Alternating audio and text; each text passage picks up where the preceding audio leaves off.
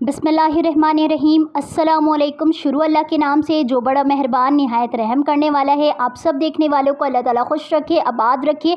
आज मैं आपके साथ बहुत ही डिलीशियस सी रेसिपी शेयर कर रही हूँ, वो है ढाबा स्टाइल आलू गोश्त।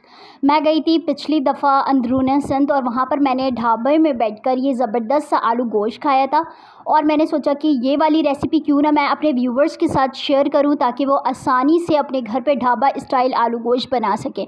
बहुत ही ज़्यादा मज़ा आता है इस रेसिपी को बनाने में, आप यकीन करें। इसका शोरबा आप देख सकते हैं, बहुत ही ज़्यादा ज़बरदस्त सा है और इसमें बिल्कुल भी आपको प्याज नहीं नज़र आ रहे होंगे। इतना परफेक्ट आलू गोश्त मैं आपको बनाना सिखाऊंगी कि लोग आपसे रेसिपी पूछने के लिए आएंगे कि ये रेसिपी आपने कैसे तैयार किया, फिर उस टाइम आप मेरी वीडियो उनको शेयर कर दीजिएगा, ठीक है।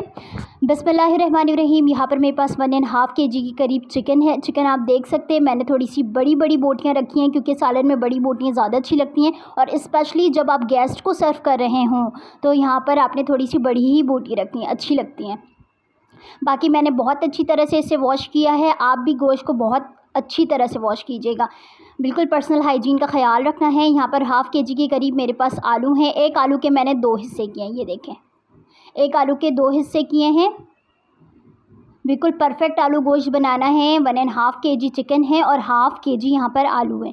8 मीडियम साइज़ के मैंने प्याज लिए हैं, ये देखें, इस तरह से मैंने स्लाइसिस में कट किया है। बारीक बारीक स्लाइसिस में आराम से कट कर लीजिएगा, कोई हार्ड एंड फास्ट रूल नहीं है। अब आप 1.5 kg चिकन का आलू गोश्त बना रहे हैं तो बिल्कुल ज़्यादा से ज़्यादा आपने प्याज नहीं डालना है, इतने प्याज काफ़ी होते हैं। 4 टीस्पून यहाँ पर कौरमा मसाला पाउडर है, मैंने शान का कौरमा मसाला पाउडर लिया है, आप नेशनल वालों का भी ले सकते हैं। 1 टीस्पून यहाँ पर हल्दी पाउडर मैंने लिया है। आलू गोश्त में नमक ज़्यादा जाता है, यहाँ पर 2 टीस्पून मैंने सॉल्ट लिया है।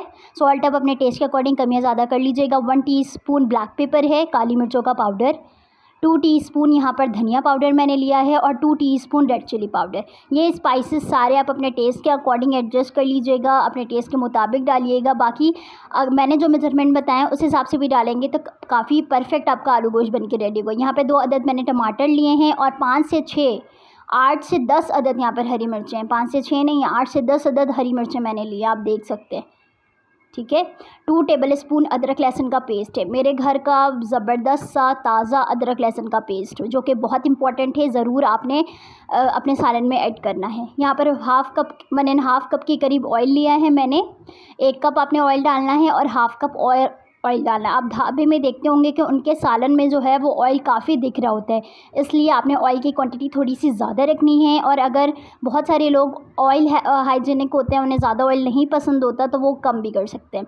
यहाँ पर ऑयल गर्म करने के बाद आपने क्या करना है, सारे प्याज को इसमें ऐड कर देना है और अच्छी तरह से आपने प्याज को फ्राई करना है। बिल्कुल ब्राउन शेड पे आप प्याज को फ्राई करेंगे। मैं आपको दिखाती हूँ इसकी फ़ाइनल लुक कैसी होनी चाहिए। पिंक वाला प्याज नहीं ब्राउन करना है। अक्सर लोग पिंक वाला प्याज जो है वो ब्राउन करते हैं, लेकिन नहीं, मुझे ये प्याज जो है वो निकालना है सेपरेटली, इसलिए मैं आपको बताऊंगी कि इसे आपने थोड़ा सा तेज़ ब्राउन करना है। ये देखिए, बिल्कुल इस तरह से ब्राउन सा शेड आ जाए, आपने सेपरेटली इसे निकाल लेना है। बहुत इजी रेसिपी है और बहुत झटपट आप बना लेंगे। यहाँ पर देगची में ऑयल मौजूद है, इसमें थोड़ा सा मैं और ज़्यादा ऑयल इसमें ऐड करूँगी क्योंकि प्याज जब फ्राई किया था तो ऑयल थोड़ा सा कम हो गया है।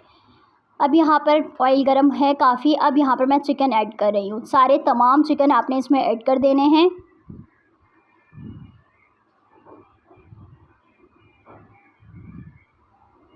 ठीक है, बहुत अच्छी तरह से आपने ऑयल में चिकन को फ्राई करना है, इससे बहुत अच्छा टेस्ट आता है, बहुत ज़्यादा अच्छा टेस्ट आता है क्योंकि एक क्रिस्पी सापन आता है चिकन में और एक ज़बरदस्त सा टेस्ट आता है। अगर आप इसके गोश्त को भी ट्राई करेंगे, अगर फ्राई हुए हुए थोड़े से गोश्त को, तो आपको बहुत अच्छा लगेगा। यहाँ पर मैंने आलू भी ऐड कर दिए हैं। गोश्त के कलर चेंज होने के बाद आपने इसमें आलू भी ऐड कर देना है और फिर दोबारा अच्छी तरह से फ्राई करना है ऑयल में।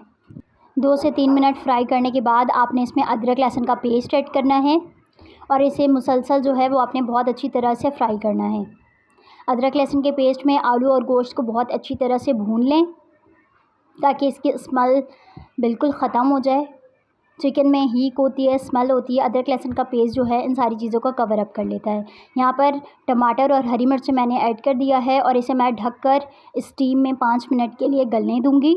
बहुत अच्छी तरह से खुद ही सॉफ्ट हो जाते हैं, मैं आपको दिखाती हूँ, ये देखें।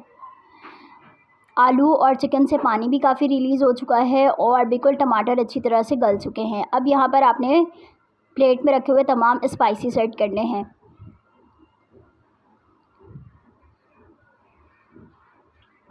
और इसे अच्छी तरह से मिक्स करना है।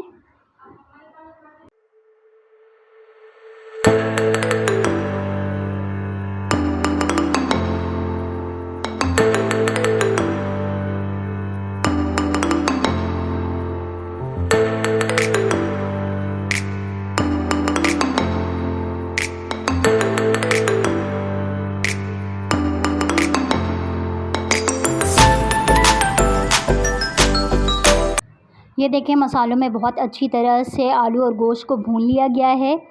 और अब मैंने इसमें जो है ब्राउन प्याज को अच्छी तरह से ब्लेंडर जग में पीस कर इसमें ऐड किया है। उसमें मैंने कोई पानी ऐड नहीं किया, सिर्फ़ 1 कप के करीब मैंने पानी ऐड किया था और प्याज को बहुत अच्छी तरह से ब्लेंडर जग में ब्लेंड कर लिया था और इसमें ऐड कर दिया है। मसालों में अच्छी तरह से आपने ऐड कर देना है। और इस स्टेज में अब आप डालेंगे पानी, क्योंकि आलू गोश्त जो होते हैं वो शोरबे वाले होते हैं।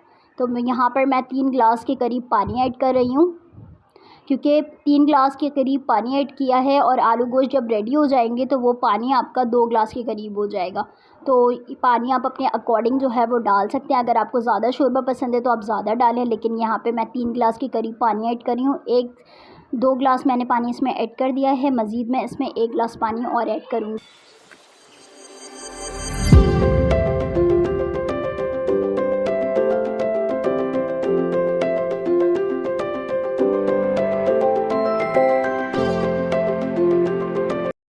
यहाँ पर मैं 15 मिनट्स मीडियम फ्लेम पे अब कुक करूँगी इसे, क्योंकि आलू गोश्त अभी कच्चे हैं।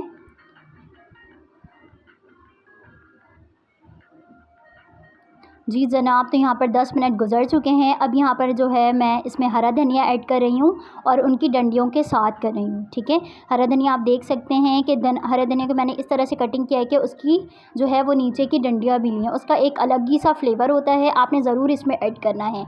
और इसे बहुत अच्छी तरह से मिक्स कर लें। आपको यहीं पर लग रहा होगा कि मैं जल्दी से ये बने और मैं खाऊँ। इसका कलर आप चेक कर सकते हैं, बहुत ही डिलीशियस सा कलर आया है। मज़ीद मैं इसे 5 minute medium to low flame पे कुक करूँगी। और जी जनाब, यहाँ पर मज़ेदार ढाबा स्टाइल जो है वो आलू गोश्त रेडी हो चुका है। अब मैं इसे आपको सर्व कर दिखाती हूँ। ये देखें, बहुत ही परफेक्ट सा आलू गोश्त यहाँ पर बनकर रेडी हुआ है। अगर आप इसे गेस्ट के सामने भी सर्व करेंगे तो ये बहुत ही ज़्यादा ऑथेंटिक लगेगा। आप इसके साथ तंदूर की रोटी, चपाती, नान, जिसके साथ आप चाहें, ताफ़तान रोटी, उन सब के साथ आप इसे सर्व कर सकते हैं। साथ में थोड़ा सा सैलेड रेडी कर लें और आइसक्रीम मंगवा लें बाहर से, एक ज़बरदस्त सा मील रेडी हो जाएगा और बहुत ही ज़्यादा खुश होकर आपके गेस्ट आपके घर से जाएंगे। तो होप्स हो कि ये रेसिपी आपको अच्छी लगी होगी। अपना बहुत ज़्यादा ख्याल रखिएगा, मुझे दुआ में याद रखिएगा। मिलूँगी अनदर वीडियो के साथ, अनदर ज़बरदस्त सी रेसिपी के साथ। और इसी तरीके से मैं आपके साथ जो है वो मैं प्लेसेस एक्सप्लोर करती रहूँगी और आपके साथ न्यू रेसिपीज़ शेयर करती रहूँगी। वीडियो में कुछ भी अच्छा लगा तो वीडियो को लाइक कीजिएगा, चैनल पे नहीं है तो चैनल को सब्सक्राइब करें। अल्लाह हाफ़िज़।